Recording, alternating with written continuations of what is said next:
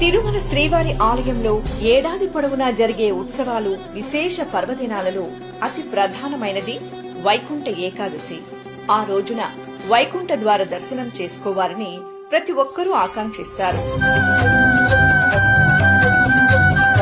శ్రీవారి గర్భాలయ ప్రాకారానికి విమాన ప్రదక్షిణం, లోపలి ప్రాకారానికి మధ్యన ఉన్నదే ముక్కోటి ప్రదక్షిణ మార్గం. ప్రతి ఏటా ధనుర్మాసంలో వైకుంఠ ఏకాదశి నాడు ఈ మార్గాన్ని తెరచి 10 రోజుల పాటు భక్తులకు దర్శనం కల్పిస్తారు.